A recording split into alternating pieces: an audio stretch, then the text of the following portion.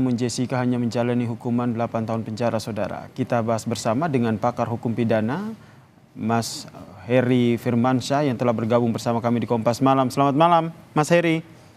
Selamat malam Mas Yaser, Ini salam. jadi perbincangan hingga malam ini terkait dengan Jessica Wongso yang akhirnya bebas bersyarat begitu. Ini kalau kita lihat ini kan Jessica ini kan mendapatkan remisi total ada 58 bulan 30 hari dan hanya menjalani hukuman 8 tahun penjara. Jadi menurut Anda ini bebas bersyaratnya ini sudah sesuai aturan atau loh kok terlalu cepat?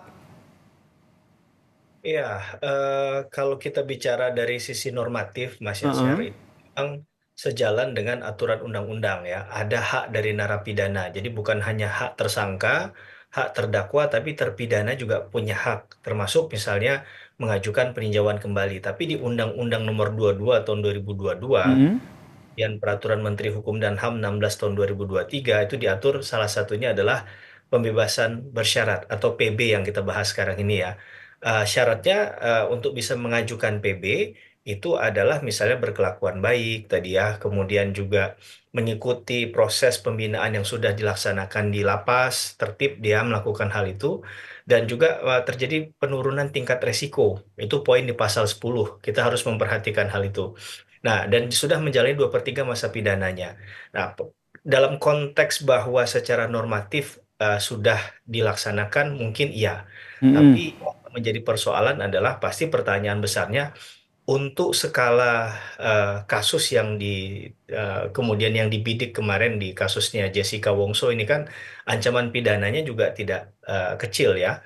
Tadi sudah kita katakan vonisnya bahkan mencapai 20 tahun dengan menjalani 2/3 8 tahun dan sekarang sudah bisa mendapatkan remisi hampir 5 tahun.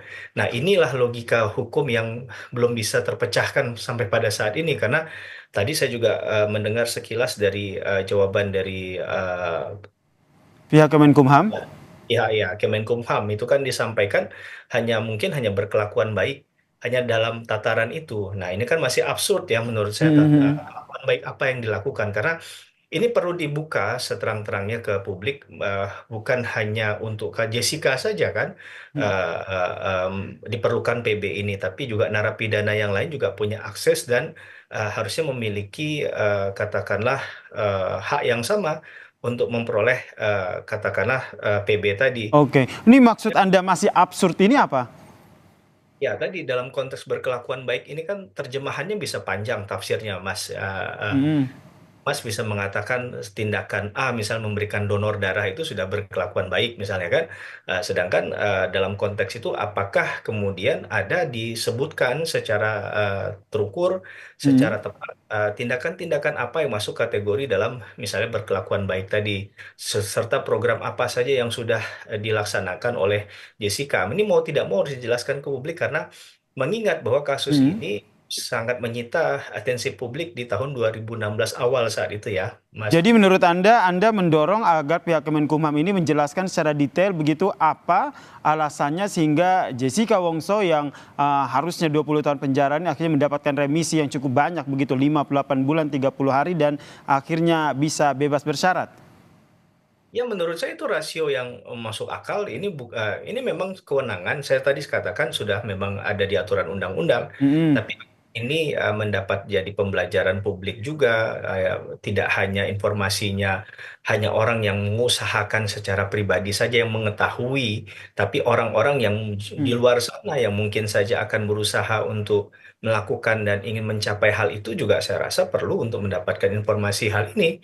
Jadi tidak Oke. ada hal yang perlu ditutup-tutupi kan, ini halnya Mm-mm. harusnya terbuka saja agar kita bisa melihat bahwa memang pendekatan melalui kewenangan untuk merekomendasikan seseorang itu mendapatkan PB itu adalah secara terang benderang ya memang sesuai dengan aturan hukum yang berlaku dan faktanya demikian begitu. Oke, kalau menurut Anda melihat proses hukum yang selama ini terjadi di tanah air, apakah pemberian bebas bersyarat, kemudian remisi, ini pertama kali terjadi di hukum di tanah air atau pernah ada kasus seperti ini sebelumnya? Tentunya tidak ya, sudah banyak kasus yang mengilhami kemudian munculnya PP, munculnya undang-undang yang dan juga peraturan Menteri Hukum dan HAM yang mengatur tentang pembebasan bersyarat. Maka ini tentu Mhm. bukan satu-satunya, bukan pertama kali. Mas Yasir, kita juga masih ingat kasusnya kalau saya tidak salah Antasari Azhar ya, itu juga pernah mendapatkan PB memang di bawahnya Jessica sekitar 53 bulan 20 hari. Tapi kan apakah kemudian kita bisa membandingkan kasus itu apple to apple kan juga maaf, kita bisa mengeneralize semua kasus kan tidak ya. Maka kita akan melihatnya mungkin apple to apple karena dari proses perjalanan sidangnya, pembuktian dan lain sebagainya juga kan pasti berbeda. Dan apa yang dijalani, apa yang dilakukan oleh masing-masing individu juga pastinya berbeda. Maka ini yang tadi saya katakan Mhm. ada ruang-ruang yang khawatirnya jangan sampai ini kemudian jadi domain untuk menafsirkannya dengan sekehendak hati misalnya. Tapi memang berdasarkan faktual karena ya tentunya orang awam akan bertanya-tanya. Jangankan orang hukum saja mungkin pasti akan masih menanyakan ya yang tidak langsung mengikuti kasusnya. Bahkan Termasuk Anda yang juga menanyakan, jangan-jangan ini ada hal yang janggal begitu?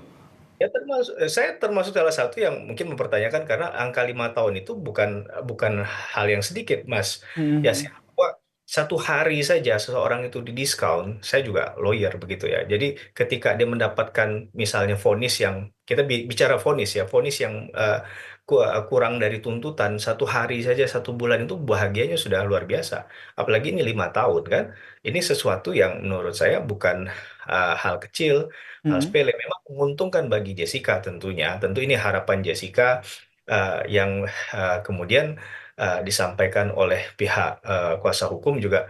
Pihak kuasa hukum juga sebenarnya tidak tahu bahwa akan sebesar ini. Nah, itu juga, itu saja menjadi pertanyaan kita kan, yang mendampingi saja bahkan sampai tidak Mhm. tidak expect akan sampai 5 tahun seperti ini. Jadi menurut Padahal Anda apakah pemberian pembebasan bersyarat ini ada kejanggalan begitu? Bisa disimpulkan seperti itu dan mendorong agar ini pihak dari Kemenkumham itu menjelaskan kepada publik kenapa ini akhirnya diberikan pembebasan bersyarat. Kuasa hukumnya aja sampai kaget begitu. saya lebih sepakat mengatakan begini, bahwa jangan Gimana, Mas? sampai Mhm. membuat tafsir ya, yang kemudian bisa dilakukan dengan sekehendak hati, kemudian juga mencederai rasa keadilan masyarakat.